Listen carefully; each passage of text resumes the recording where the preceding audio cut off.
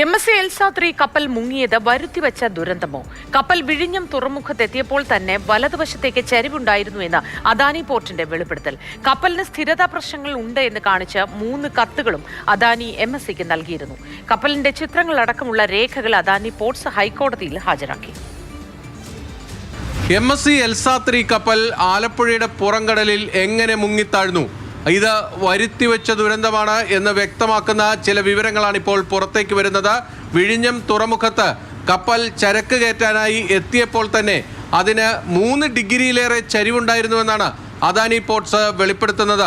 അതിൻ്റെ ചിത്രങ്ങൾ സഹിതമാണ് അവർ ആ വിവരങ്ങൾ വ്യക്തമാക്കുന്നത് എന്നതാണ് ഏറ്റവും പ്രധാനപ്പെട്ട കാര്യം.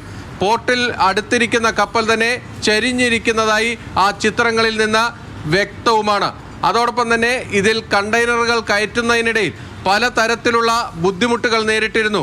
അത് യഥാസമയം തന്നെ MSC അധികൃതരെ ഈ പോർട്ട് അധികൃതർ അറിയിക്കുന്നുമുണ്ട്. 3 പ്രൊട്ടസ്റ്റ് ലെറ്ററുകളാണ് അവർ MSCക്ക് കൈമാറിയത്. 3 ദിവസങ്ങളിലായി 3 വിഷയങ്ങൾ അവർ കപ്പൽ കമ്പനിയെ അറിയിച്ചിരുന്നു. ആദ്യം തന്നെ ഇതിൻ്റെ ചരിവ് വ്യക്തമാക്കിക്കൊണ്ട് കത്ത് നൽകി. അതോടൊപ്പം തന്നെ ഇതിൽ കണ്ടെയ്നറുകൾ കയറ്റുന്നതിന് കാലതാമസം ഉണ്ടാകുന്നതിൽ ഞങ്ങൾക്ക് യാതൊരുവിധ ഉത്തരവാദിത്വവും ഉണ്ടാകില്ല എന്നുകൂടി MSC കമ്പനിയെ അറിയിച്ചു.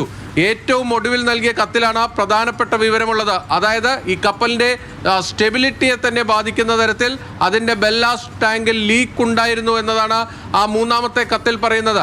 അങ്ങനെ കൃത്യമായും പറഞ്ഞാൽ ഈ കപ്പൽ അപകടാവസ്ഥയിലേക്ക് പോകാനുള്ള എല്ലാ സാധ്യതകളും ഉണ്ടായിരുന്നു. ആ സാധ്യതകളൊക്കെ ഓരോ ദിവസവും കൃത്യമായി കപ്പൽ കമ്പനിയെ തുറമുഖ അധികൃതർ അറിയിച്ചിരുന്നു. അതിനുശേഷം 643 കണ്ടെയ്നറുകളാണ് ഈ കപ്പലിൽ കയറ്റുന്നത്. 643 കണ്ടെയ്നറുകളുമായി തുറമുഖം വിട്ട് അധിക സമയം വൈകാതെ തന്നെ ആലപ്പുഴയുടെ പുറംകടലിൽ ഈ കപ്പൽ മുങ്ങിത്താഴുകയാണ് ചെയ്തത്. കടലിനടിയിൽ ഇപ്പോഴും കണ്ടെയ്നറുകളുണ്ട്, അപകടകരമായ രാസവസ്തുക്കളുള്ള കണ്ടെയ്നറുകളുണ്ട്. അപ്പോൾ ആ അപകടത്തിലേക്ക് നയിച്ചത് കൃത്യമായും വലിയ വീഴ്ച ഇതിന് പിന്നിലുണ്ട് എന്നത് വ്യക്തമാക്കുകയാണ് തുറമുഖ അധികൃതർ ചെയ്തിരിക്കുന്നത്. അതോടൊപ്പം തന്നെ ഈ കപ്പൽ തുറമുഖം വിട്ടതിൽ തങ്ങൾക്ക് യാതൊരു ഉത്തരവാദിത്വവും ഇല്ല എന്നാണ് അവർ പറയുന്നത്. DG ഷിപ്പിങ്ങിൻ്റെ കൃത്യമായ അനുമതികളുള്ള കപ്പലാണ്. അത് സെയിൽ ചെയ്യുന്നത് തടയാൻ തങ്ങൾക്ക് കഴിയില്ല.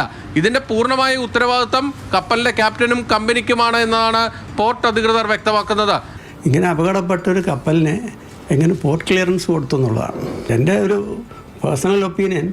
ഒരു ഏജൻസിയും 1 വർഷം കഴിഞ്ഞു. അപ്പോൾ FIR ഇട്ടത് തന്നെ അറിയാലോ, വളരെ വിഷമിച്ചാണ് FIR ഇട്ടത്. 1 ഇഞ്ച് പോലും ഒരു അന്വേഷണം നടത്തിയിട്ടില്ല. ഓയിൽ മാറ്റിയിട്ടില്ല, ബങ്കർ മാറ്റിയിട്ടില്ല. പിന്നെ അസാഡസ് ആയിട്ടുള്ള 13 300ഓളം കണ്ടെയ്നറുണ്ട്. കാരണം ഒന്നും പുറത്തു വന്നിട്ടില്ല. എന്തായാലും ഈ കേസുമായി ബന്ധപ്പെട്ട വളരെ സുപ്രധാനമായ രേഖകളാണ് ഇപ്പോൾ പുറത്തേക്ക് വന്നിരിക്കുന്നത്. ഇതിൽ നമ്മൾ ശ്രദ്ധിക്കേണ്ട ഒരു കാര്യം, ഈ അപകടം നടന്ന് ഏതാണ്ട് 1 വർഷത്തിന് ശേഷമാണ് ഈ കപ്പൽ ദുരന്തവുമായി ബന്ധപ്പെട്ട നിർണായകമായ രേഖകൾ പുറത്തു വരുന്നത് എന്നതാണ്. കൊച്ചിയിൽ നിന്ന് ബിനിൽ.